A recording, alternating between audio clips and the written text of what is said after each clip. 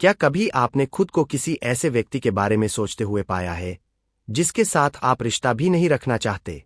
ऐसा लगता है जैसे कोई प्यार नहीं है, कोई गहरा जुड़ाव नहीं है, बस एक तीव्र यौन आकर्षण है। हो सकता है वह कोई सेलिब्रिटी हो, कोई पहले से ही किसी रिश्ते में हो, या कोई ऐसा व्यक्ति जिसे आप मुश्किल से जानते हो। यौन आकर्षण वह तीव्र, अनियंत्रित खिंचाव है जो सोचने समझने में भी बाधा डालता है। आप खुद को उनके साथ दीर्घकालिक रिश्ते में नहीं देखते, लेकिन आपका दिमाग कहता है चलो अगले 24 घंटों तक उनके बारे में सोचते रहते हैं। आप प्यार में नहीं है, लेकिन यौन आकर्षण तीव्र है, यहां तक कि असहनीय भी लगता है। तो यह क्या है? और इससे भी महत्वपूर्ण बात, यह आमतौर पर कब कम हो जाता है? समाधान पर जाने से पहले आइए समझते हैं कि ऐसा क्यों हो रहा है। एक बार जब आप यौन आकर्षण के 8 चरणों को समझ लेंगे, तो आपको सब कुछ समझ में आने लगेगा और आप अंततः अपने जीवन पर फिर से नियंत्रण महसूस करेंगे। आप शांति के हकदार हैं, अराजकता के नहीं। तो चलिए शुरू करते हैं। यह वीडियो किसी को लेबल लगाने या शर्मिंदा करने के लिए नहीं है।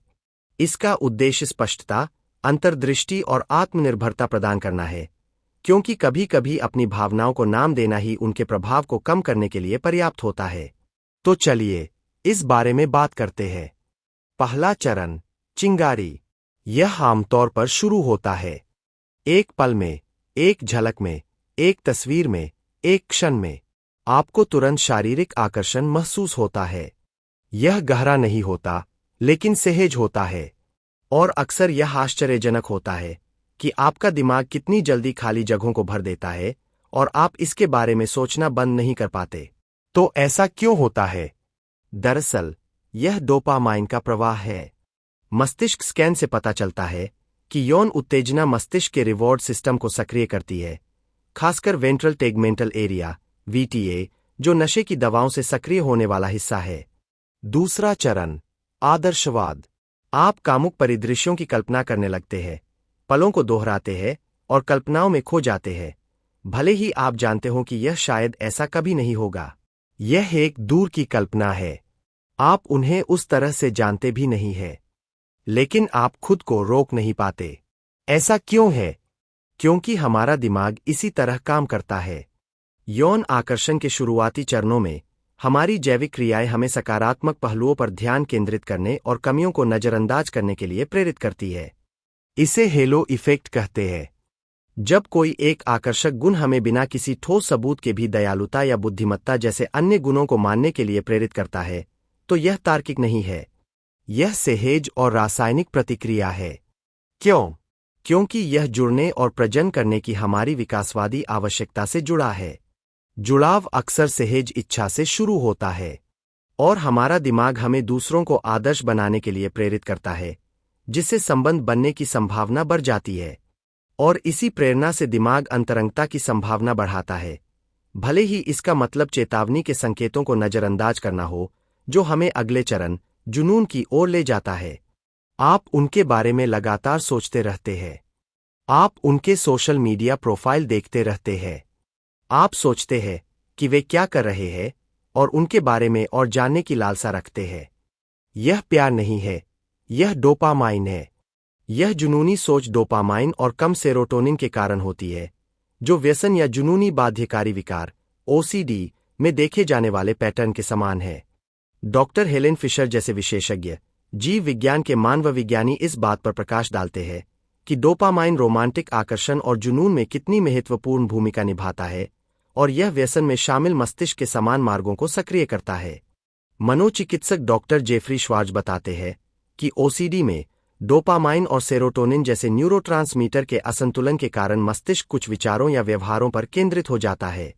जुनूनी आकर्षण में भी यही न्यूरोकेमिकल प्रक्रियाएं काम करती है, जिससे आपका मस्तिष्क अधिक संपर्क की लालसा करता है, भले ही यह स्वस्थ न हो।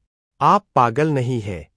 आपका मस्तिष्क रासायनिक रूप से आसक्त है, जुनूनी इच्छा के एक चक्र में फंसा हुआ है, ठीक उसी तरह जैसे व्यसनों में दोहराव वाला चक्र देखा जाता है। यह आपके मस्तिष्क की पुरस्कार प्रणाली में निहित एक स्वाभाविक और तीव्र प्रतिक्रिया है। चौथा चरण, कल्पना और प्रक्षेपण। इस चरण में आपका मन शायद बेकाबू हो रहा है। अब यह सिर्फ इस बारे में नहीं है कि वे कितने आकर्षक हैं। आपके विचार अधिक तीव्र होने लगते हैं और यौन परिदृश्य हर दिन और अधिक उग्र होते जाते हैं। आप जितना अधिक उनके बारे में सोचते हैं, कल्पनाएं उतनी ही अधिक स्पष्ट और चरम होती जाती है। ऐसा लग सकता है कि ये कल्पनाएं आपकी वास्तविकता का हिस्सा बन रही है। आप शायद यह भी कल्पना करने लगे कि वे, अगर कभी मौका मिला तो आप भी ऐसा ही महसूस करेंगे, उनके बारे में एक काल्पनिक दुनिया बुन लेंगे। लेकिन यहां एक पेंच है। आप शायद अपनी ही इच्छाओं को उन पर थोप रहे हैं। यह इस बारे में नहीं है कि वे असल में कौन हैं। यह इस बारे में है कि आपका मन उन्हें कैसा देखना चाहता है। यहीं पर वासना हावी हो जाती है। अगर वे कोई सेलिब्रिटी है या कोई ऐसा व्यक्ति जो बिल्कुल भी उपलब्ध नहीं है, तो आप खुद को उनके बारे में जुनूनी रूप से सोचते हुए पा सकते हैं। ऐसे यौन अनुभवों की कल्पना कर सकते हैं जो वास्तविकता से परे है, यह जानते हुए भी कि ऐसा कभी नहीं हो सकता। यह जुनून किसी वास्तविक रिश्ते को बनाने के बारे में नहीं है। यह उस तीव्र इच्छा को पूरा करने के बारे में है। फ्रायड ने समझाया कि कैसे हम अक्सर अपनी जरूरतों और कल्पनाओं को दूसरों पर थोपते हैं, जिससे उनके प्रति हमारा नजरिया बनता है। शोध भी इस बात का समर्थन करता है।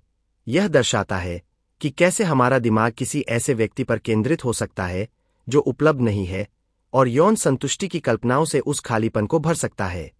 इसलिए इस स्तर पर यह रोमांस के बारे में नहीं है। यह पूरी तरह से उस कच्ची यौन इच्छा को संतुष्ट करने के बारे में है, भले ही इसका मतलब बिना किसी रिश्ते के सिर्फ वासना हो। 5वां चरण, भावनात्मक कुंठा। तो आपके मन में किसी सेलिब्रिटी या किसी ऐसे व्यक्ति के लिए यौन भावनाएं विकसित हो गईं जो आपकी पहुंच से बिल्कुल बाहर है, और आपको पता चल गया कि आप खुद ही ये सारी बेतुकी कल्पनाएं बुन लेते हैं।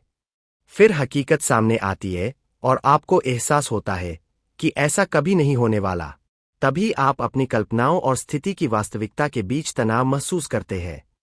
यहीं से ज्यादातर यौन आकर्षण फीका पड़ने लगता है, क्योंकि वास्तविक जुड़ाव या आपसी प्रतिक्रिया के बिना उत्साह खत्म हो जाता है। 6वां चरण, अलगाव। आप या तो जबरदस्ती या थकान के कारण अलग होने लगते हैं। आप शर्मिंदा, भ्रमित या थोड़ा सा असहज भी महसूस कर सकते हैं। दुख की बात है, लेकिन यह एक अच्छा संकेत है। आपका तंत्रिका तंत्र फिर से सामान्य हो रहा है।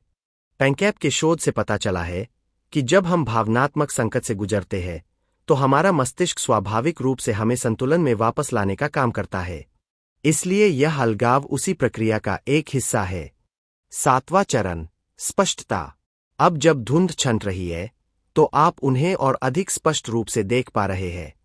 शायद आपको एहसास हो कि यह कभी उनके बारे में नहीं था, यह आपके भीतर किसी चीज के बारे में था। अकेलापन, जिज्ञासा, पलायनवाद। इससे अंतर्दृष्टि मिलती है।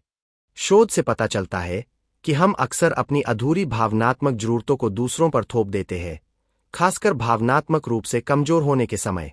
लेकिन जब आप अपनी भावनात्मक जरूरतों के प्रति जागरूक होते हैं, तो यह चरण अंतर्दृष्टि लाने में मदद कर सकता है, जिससे आपको यह समझने में मदद मिलती है कि आप वास्तव में क्या खोज रहे हैं, जो हमें 8वें चरण, एकीकरण की ओर ले जाता है। यह वह चरण है जहां आप अपनी शक्ति को पुनः प्राप्त करते हैं। आप आवेग को समझते हैं, लेकिन उसके द्वारा नियंत्रित नहीं होते। वासना महसूस करने के लिए आप टूटे हुए या शर्मिंदा नहीं हैं। यह एक पूरी तरह से स्वाभाविक मानवीय प्रतिक्रिया है, लेकिन अब यह हावी नहीं है। तो अगर आप किसी के प्रति तीव्र आकर्षण में फंसे हुए हैं और सोच रहे हैं कि मैं उनके बारे में सोचना क्यों नहीं बंद कर पा रहा हूं, तो शायद यह प्यार नहीं है, शायद आप सिर्फ तीसरे चरण में हैं। और अच्छी खबर यह है कि हम में से ज्यादातर लोग लगभग 5वें चरण तक इस अवस्था से बाहर निकल जाते हैं।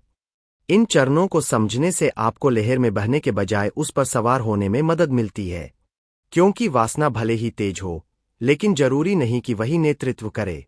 क्या आप इनमें से किसी भी चरण से खुद को जुड़ा हुआ महसूस करते हैं? आपने इससे कैसे निपटा? क्या आप कभी इस चक्र में फंस गए हैं? नीचे कमेंट्स में अपने अनुभव साझा करें। अगर यह आपको पसंद आया तो साइक रहस्य को लाइक, शेयर और सब्सक्राइब करना न भूलें ताकि आपको इस तरह की और सामग्री मिलती रहे। और याद रखें, आप महत्वपूर्ण हैं। देखने के लिए धन्यवाद और फिर मिलेंगे।